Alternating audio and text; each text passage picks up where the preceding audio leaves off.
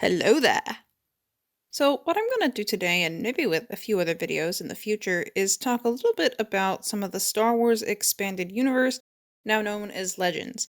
Now, you might know that for decades, books, comics, and games were released that continued or otherwise added to the George Lucas movies.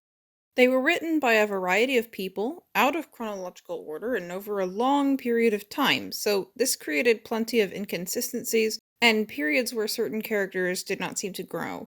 There's quite a bit of content that feels like they just wanted another book to release, so they came up with some adventure to throw at the original Star Wars characters and their children. There are also some things that make one laugh or facepalm in retrospect, such as the original description of the Clone Wars as crazy clones trying to take over the galaxy. It's common knowledge since the prequels that this wasn't the case, but there's also a lot of amazing stories. It's totally understandable why lots of fans were upset when Disney took over Lucasfilm and announced that the EU would be scrapped. But just because it isn't canon doesn't mean that quite a bit of it isn't worth reading.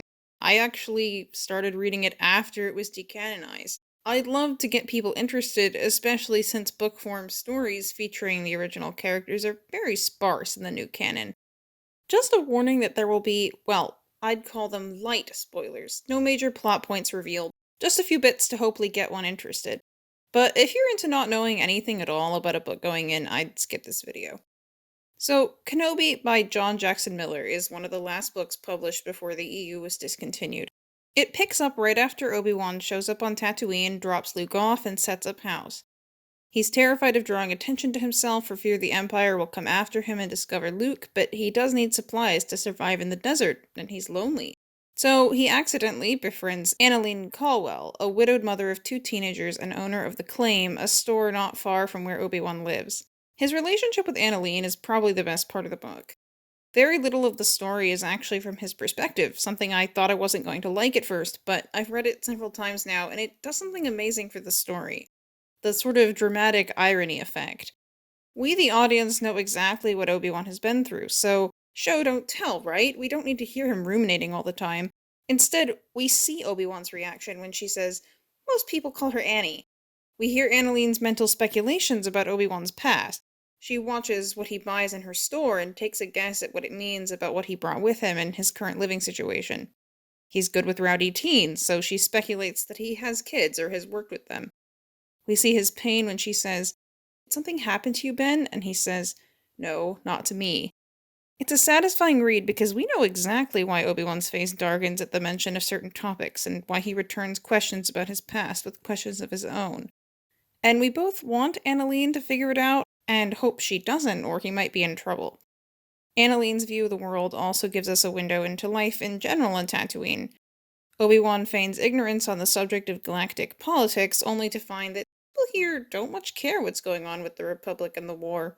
It doesn't really affect them. Annalene is far more worried about her son coming home drunk and her daughter riding unruly duvecks than she is about the Republic. The reader does get to see what Obi-Wan says to Qui-Gon in meditation as he tries to contact his old master. In it, we get bits and pieces of his pain, his regret over killing Anakin, or at least that's what he thinks happened, his frustration that he can't do more for the galaxy, and his loneliness. He's both drawn to and wants to avoid Annalene. And this is the core of what I love about this book, which is that Obi-Wan is still composed, diplomatic, self-deprecating Obi-Wan, full of the usual wry humor and clever remarks.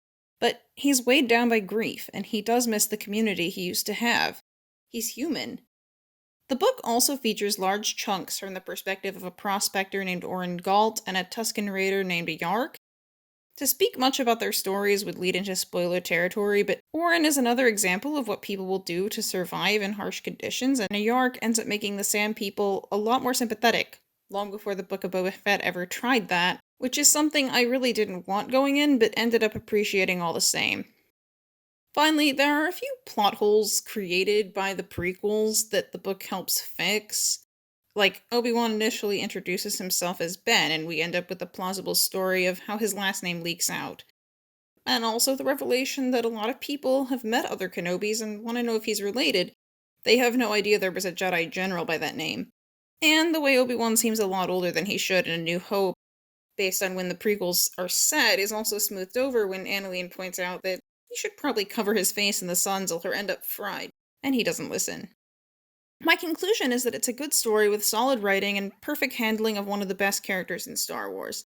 Going into the Kenobi show, I was cautiously optimistic, but comforted myself that if it was terrible, at least the novel still existed.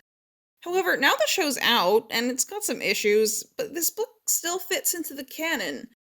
There's nothing in the show, or as far as I know, any other canon media, that contradicts it. So I think if they kind of want to appease the fans who didn't like the show while not taking away the show from those who liked it, they could make this book canon again. It doesn't have any of the prequel contradicting issues of early EU books, and again, it fills an open spot in the current canon. Well, that's all for now. If you decide to read it, let me know what you think of it.